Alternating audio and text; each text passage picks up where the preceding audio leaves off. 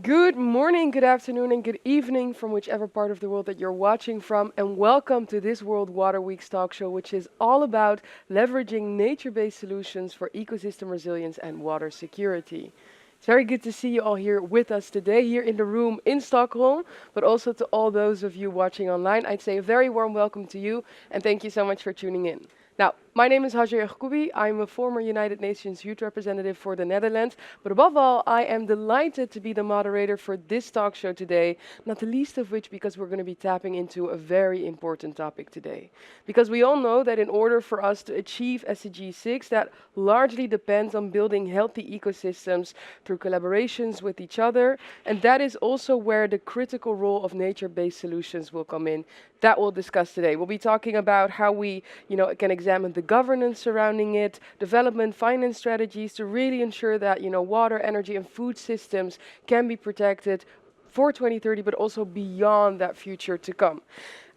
So I would say no pressure, but that is something I should say to my stellar panel that is joining us here today. I'm very delighted to have you here with us on the stage. And let me start off by introducing first off Belinda Petri, the CEO of One World.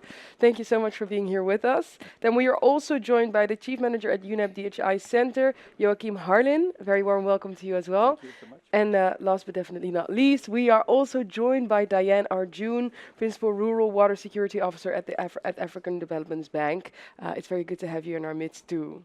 Now, as I said, it's a big topic, it's an important topic, so I just want to actually start there with you. And perhaps I can ask you, Belinda, what sort of prompted you to decide on this specific topic, the topic of nature-based solutions for the talk show today? That it was easy to choose this topic. I think not least because nature-based solutions are such a critical part of the climate resilience and water security solution, but they're not the only part. And so we're still exploring what that means, as we did with Joachim and Gareth last year and others. Yeah. So we were also building on last year's session, which was really good.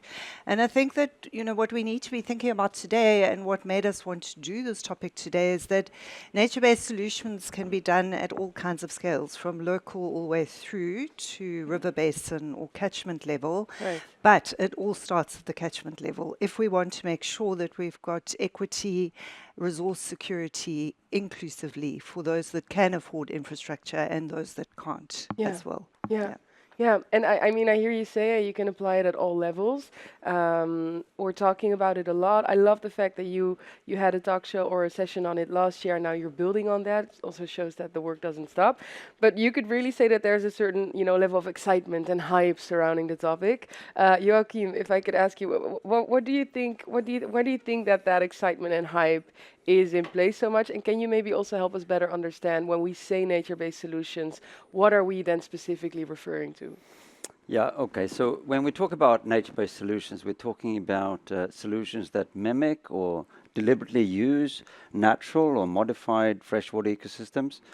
It can be for water quantity, water quality, or for climate adaptation purposes. And it's very similar to terms like green infrastructure or ecosystem-based adaptation.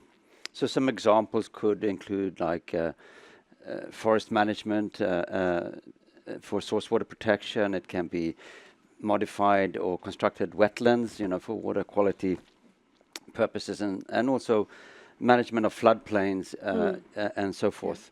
Now, why do we have the hype? Well, I think the hype is that it's really warranted. It's working with nature. So we work with nature and we take advantage of nature. And in doing so, we could say that it's relatively cheap to establish a nature-based solution. They're cheap to run. There are no large running costs normally.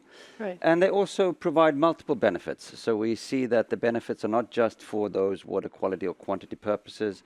We have other benefits like biodiversity gains and so on. I think that's where the hype comes from. Yeah, that's quite interesting. And then, I mean, okay, so we see that, it's mimicking nature, cost effective, it has a big impact, there's a hype surrounding it, and indeed. Would you then say, Diane, that is there a risk that this is just another new silo that we have when we talk about nature-based solutions, or is this like a new way of operating that we're moving towards?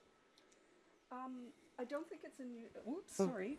The mic, yeah, sometimes I also forget when I have like a handout. It's like, oh yeah. I don't think it's a new silo. I think it's maybe a new thought process on what we can do. Okay. We have the tendency of looking at infrastructure in terms of dams and that type of thing, but there is a lot of work actually being done, particularly in Africa, on wetlands, keeping wetlands for attenuating flooding. Reforestation. I think, I don't know if you've all heard about the Great Green Wall Oh, tell us about it. in the Sahel in Africa. Okay. So there is a push toward that.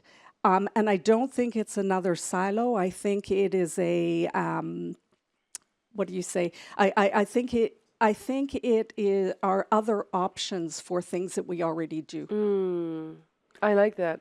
I think, I mean, not to say that there's like a more favorable one, but maybe if I could, I think it's good, right? Because it's like there are so many incremental, additional sort of solutions that come to play, and not to sort of like diminish those. But I think at the same time, what's so important is that we also have these structural changes, almost in a way in which we think about sort of like applying solutions. And this seems to be the latter, where we sort of go through all the systems and we can, change that mentality surrounding it. So, I mean, I'm quite convinced by everything I've heard so far about like the importance of nature-based solution, the impact that it can have.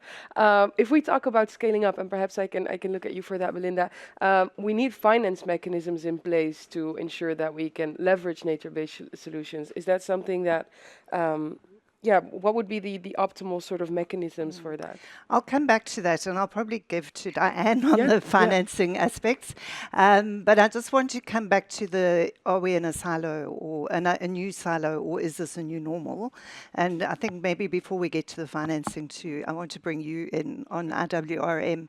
But I think what nature-based solutions does is, because of the very strong link to the water, energy, food ecosystem nexus, which is about the resource security that I was talking about earlier, for inclusively for people that can afford and those that can't. I think this is the critical sort of driver, and the ecosystem landscape level is a critical driver. But if you look at the nexus, it naturally, automatically breaks down the silos that we've had, because it's water plus energy plus food plus ecosystems. So you've got a whole range of governance arrangements in place that we're not used to, and that's the new normal. Right. So I think that's important. But I think, Joachim, it would be great if you spoke a little bit about IWRM in that regard, and then maybe we can go to Diane for the financing please, mechanisms. Yeah, right. On the key enablers, first I'd like to say that we need more data and more evidence, to understand the costs and benefits of various types of nature-based solutions. And I think that's very important as an enabler also to influence policy and attract funding and so on. And secondly, I'm coming back to a point that you made, Belinda, and that's around the question of scale and going beyond the individual project. We need to look at this at a landscape or a larger basin approach, right? So if we're going to scale up, we cannot just be single-minded, look at a project focus. And then coming back to the IWRM as well here, we need coherence, policy coherence between land management and water management. And here we can take advantage of the IWRM approach. And I'm quite convinced that if we implement IWRM, it can be a key enabler for advancing nature-based solutions. Right. Yeah. So that's with regards to the enablers, and indeed when we look at finance mechanisms, Diane? I think for finance mechanisms, really it goes back to what I was saying about different options for things we already try to do. For example, I don't think there's a one-size-fits-all solution for financing NbS. I think we need to work on the financing solutions that we have. nature-based solutions are really context-specific. So some of them are sector-specific, some of them are multi-sector. They're benefit-specific sometimes. So we have climate risks, ecosystems, increase in water supply. And they're also specific to scale, so a geographical scale. So we have things such that are close. We have financing mechanisms that are close to nature-based solutions, such as payment for ecosystem services, Right. green bonds, debt swaps, things like that. But I think there's a need to build nature-based solutions as solutions that are funded through funding that we already have. Yeah. So funding for infrastructure, the concessional funding that we have at, for example, the African Development Bank or the World Bank.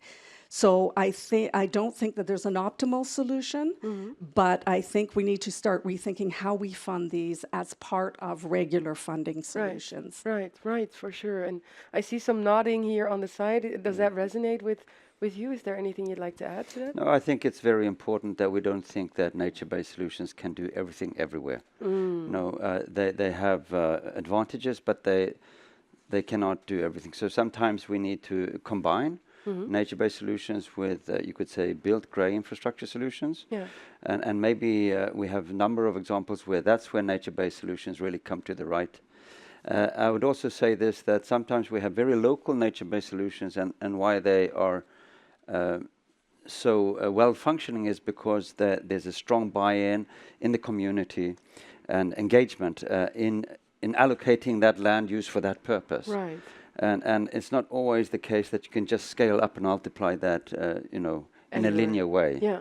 So I think we need to be cognizant about these realities. Yeah. And I think if I can add, and want to come back again to Diane on this point, but to me, one of the most important sort of capacities, skills, and financial approaches that we need is blended finance. Because we're talking about cross-sectoral, we're talking about multi-scalar approaches, we're talking about including people that can afford infrastructure and those that can't. And so I think the blended finance solutions across sectors also linked to the governance arrangements that are breaking down the silos that we're talking about. And I was wondering if you could add a little bit more, Diane, on blended finance solutions, which is, I think, our Please go biggest ahead. challenge at the moment. Yeah. Because there are market barriers and sometimes failures within some of these solutions, it's hard to get private funding for these types of solutions. So one of the options is blended finance, where you would have maybe one of the DFIs who will put concessional financing in order to de-risk de-risk the nature-based solution as an option. Right. So that would attract the private sector into these types of financing as well, into financing these types of solutions. Yeah, for sure. And I mean, if I hear all of this, these are, we talked about like combining solutions. So can you combine nature-based solutions with the more traditional, ways of operating, blended finance, so many different things. Now, when we talk about the scale also of the issue here, right? We have a growing climate crisis. We know that we need, I think it was, I heard it yesterday, like a 6-fold increase in order to achieve SDG 6. How would you say, and perhaps I can go to you for that, Belinda, how would you say that nature-based solutions would help in addressing issues of that magnitude? I think that nature-based solutions, and both Joachim and I've said, it's not the only thing. Right, yeah. And maybe I should preface what I want to say by saying that it's never one thing that drives a major crisis. It's never one thing. Yeah. Even the climate crisis, it's partly governance, it's partly climate change. So the same applies to the solution, right? That you need multiple blended approaches.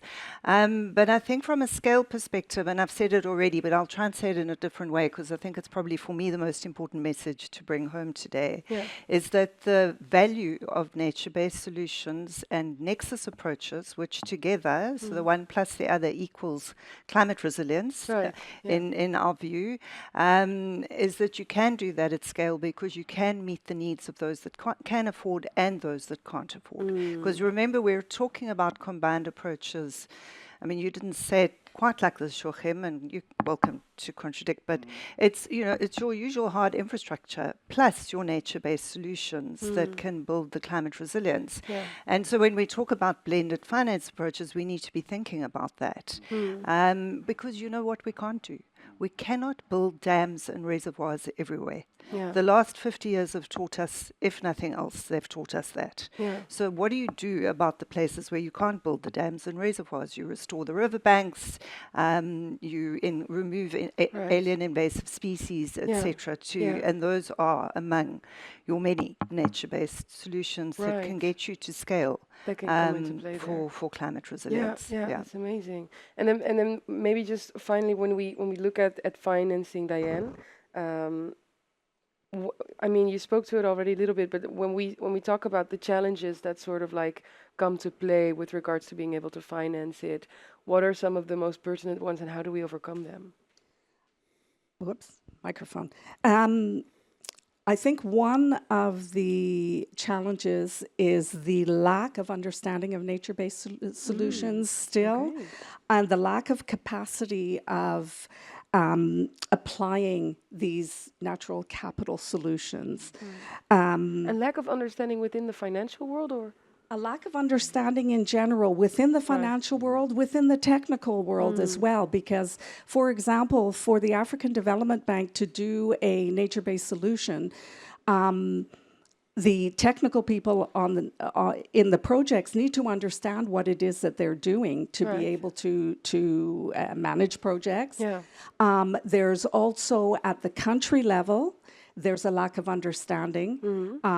So there's this whole capacity aspect that I think is still weak. And one of the things that at the bank, one of the things that we do is that we supply funding to the countries, and we will fund projects that are in the country priorities.